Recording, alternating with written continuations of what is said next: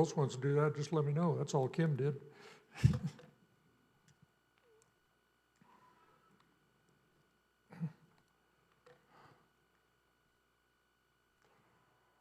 So, Advent 2022.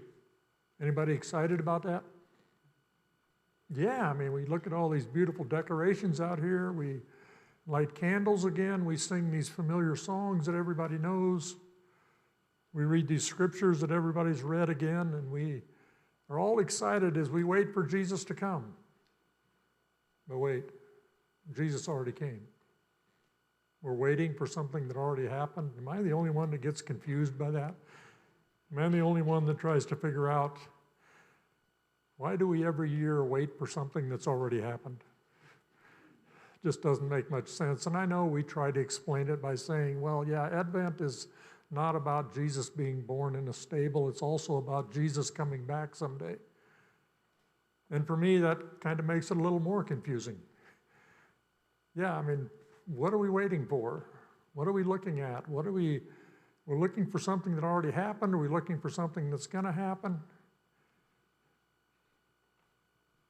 You know, I came across an interesting illustration this year that had to do with that, that kind of explained that, and I thought, you know, this actually makes kind of sense. A lot of times, think of Advent as looking at a mountain. Hopefully you can see that mountain in the background. This picture was actually taken in the Painted Desert in Arizona. And that mountain in the background, according to the sign that I was standing next to, was over 100 miles away. And a lot of times, Advent is like that. These scriptures that we read every year at Advent, these prophecies that we hear about Advent, they're kind of like that. We see them off in the distance. We know they're out there. We know we're headed that way. We don't know when we're going to get there. We don't know what it's going to take to get to the top of that mountain. We don't even know what lies between where we are and where that mountain is. And it's interesting that if you look at this mountain here, I've been to the mountain, I've been to the Painted Desert, I've been to the places in between. And what's really interesting to know is that as you go from where I am to that mountain, if you go running down the road trying to loosen your load because you got a world of trouble on your mind, see, some people got that, and you go about 60 miles, you get to Winslow, Arizona, where you can take it easy standing on the corner, waiting for a girl in a flatbed Ford. Yeah, great place to be. And then if you go down the road about another 30 or 40 miles or so, you come to this meteor crater, a place where 50 million years ago, scientists think a meteor hit the Earth and left this huge hole in the ground that's 1,400 foot across and 600 or 700 foot deep. And right in the middle of it, some guy decided to start drilling down to find the meteor, and he never did. But yeah, we see this mountain off in the distance. We don't know what lies in between here and there. And that's kind of the way Advent is. We know it's coming. We know Christmas is going to get here. We know Jesus is coming back someday. We don't know what we're going to have to go through between now and then.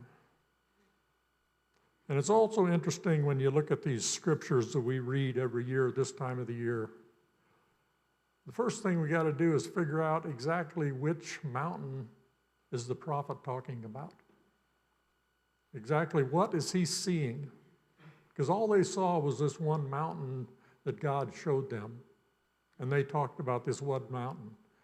And a lot of times we spend time trying to figure out exactly what mountain this is. And if we can do that, if we can figure out which mountain the prophet is talking about, it makes a lot of these scriptures much more understandable. So today, Zechariah chapter 9.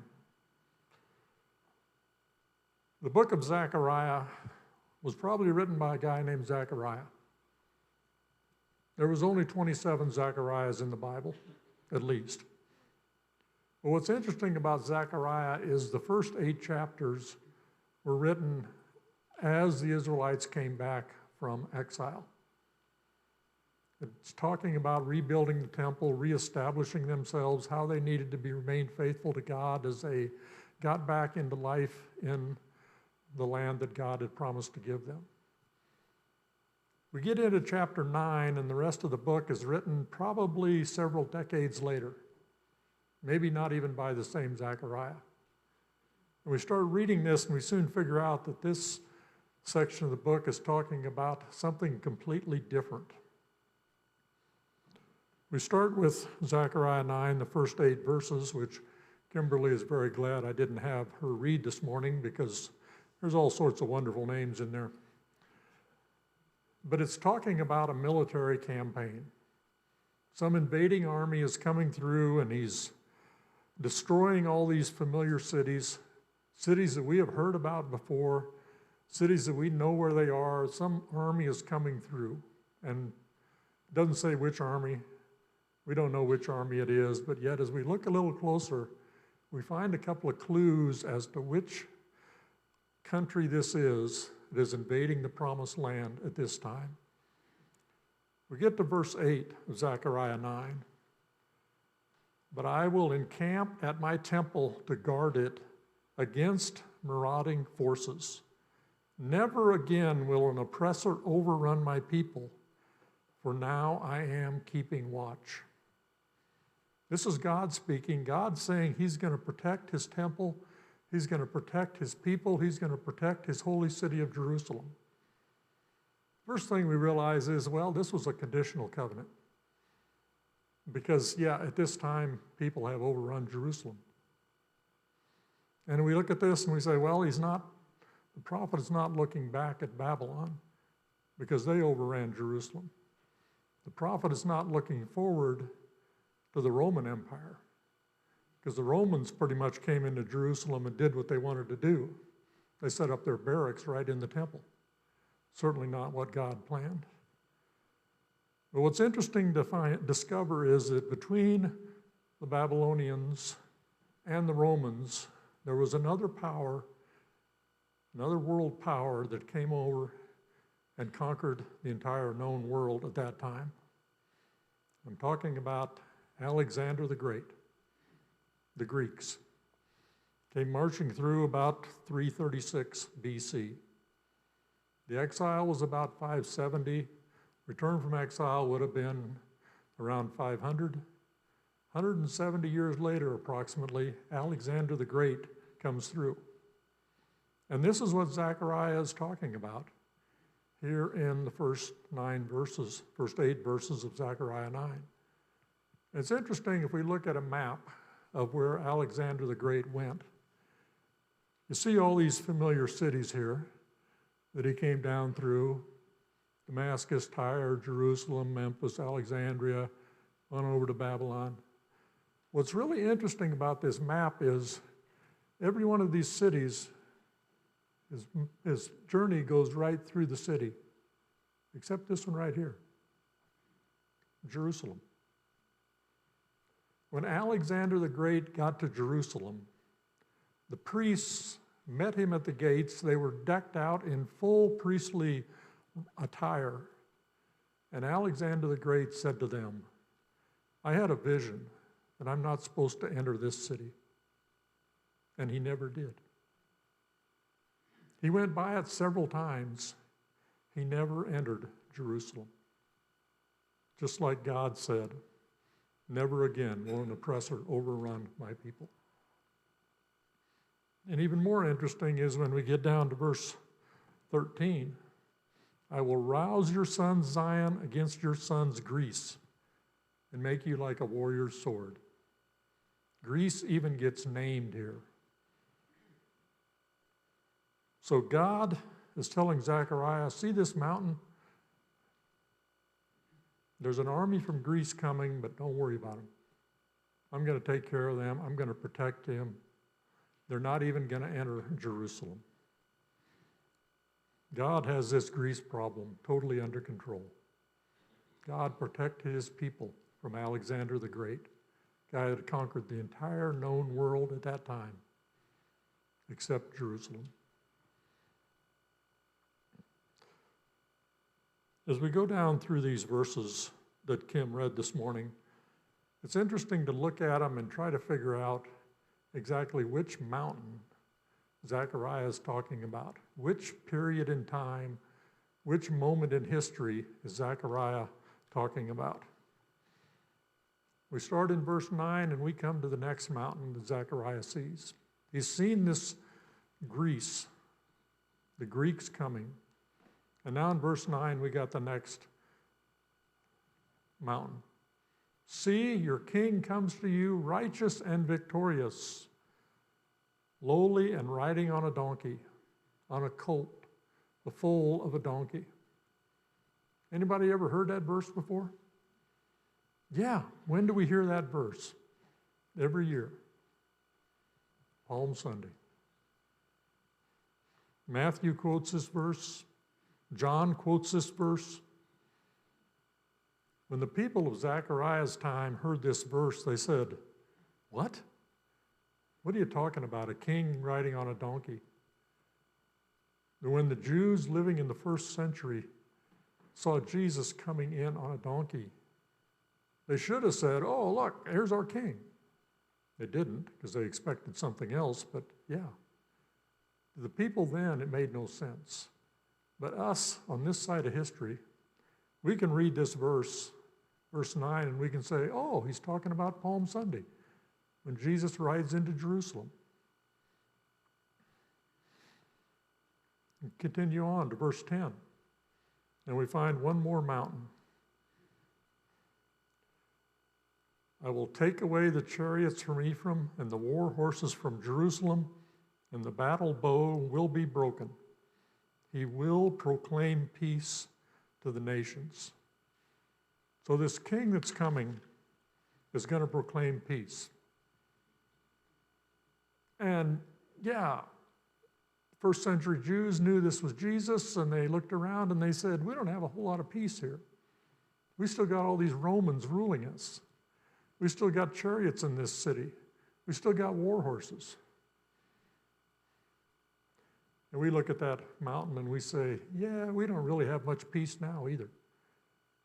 We still got all kinds of violence in our world. Zechariah is looking at a mountain way in the distance, a mountain that Isaiah talks about, the mountain of peace that we find in Isaiah 11, verse 6.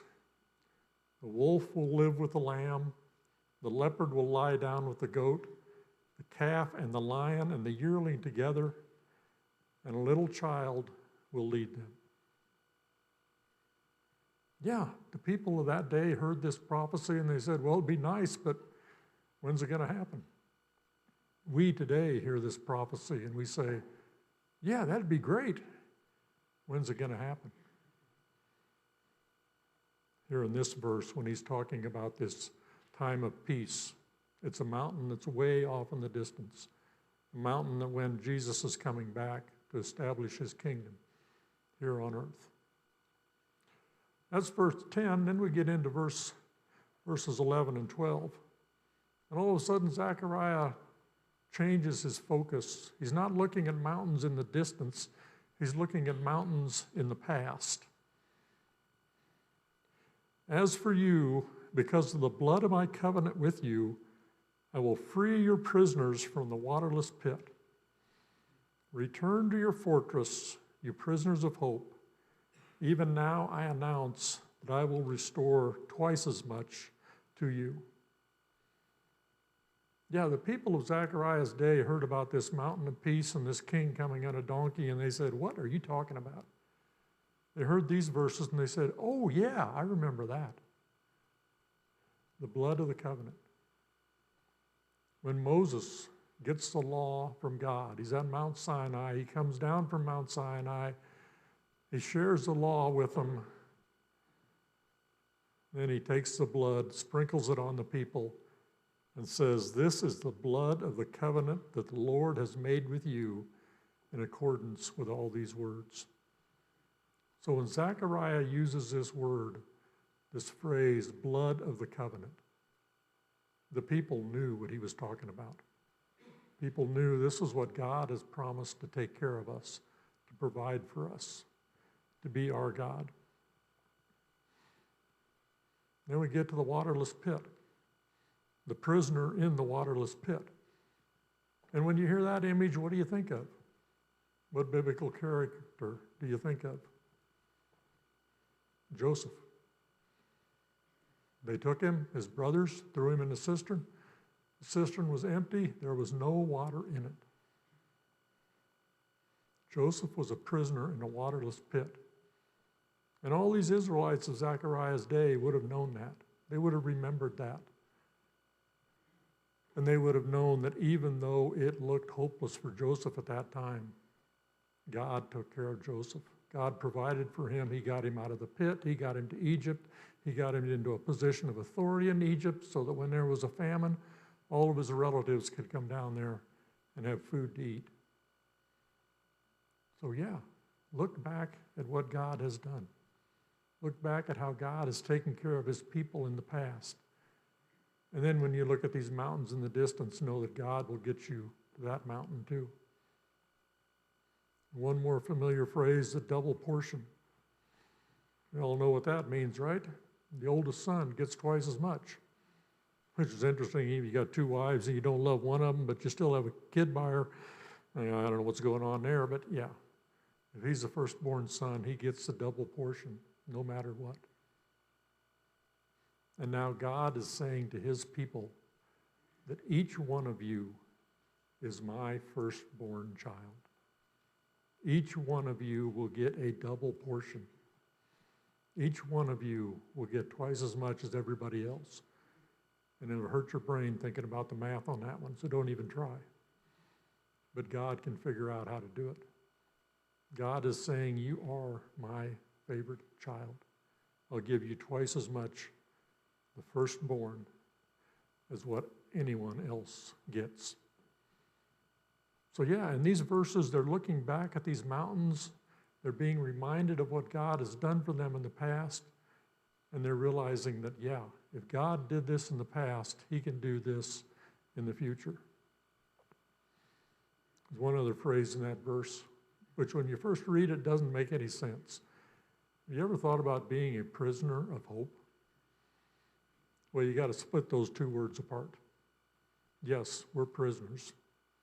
We're all in a prison of some sort. As long as we're living in this sinful, fallen world, as long as we're human beings who continue to disobey God, we are prisoners. But yet, we have hope. We have the hope that God is going to take care of us. We read these passages this time of the year at Advent, and we read about all of these great things are going to happen. We see these mountains off in the distance, and we can know that we're going to get to that mountain. We don't know what we're going to have to go through to get there. We don't know what we're going to come across on our journey. We don't know what it's going to take us to get there. We don't know what we're going to have to do when we get to that mountain and we try to climb that mountain. But because of what God has done in the past, we know that we're going to get to this next mountain. Paul puts a slightly different look on this, slightly different take on getting to this mountain.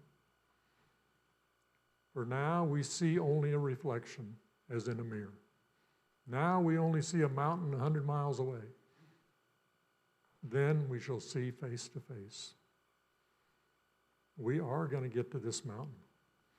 We will reach this mountain. God will get us there. God will take care of us. God will direct us.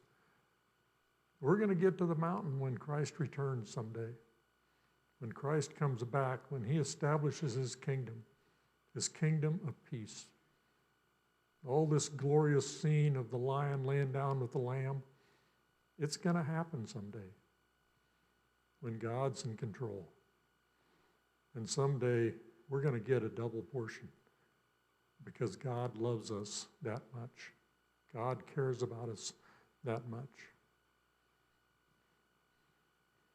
During Advent, we wait. But we can wait with hope.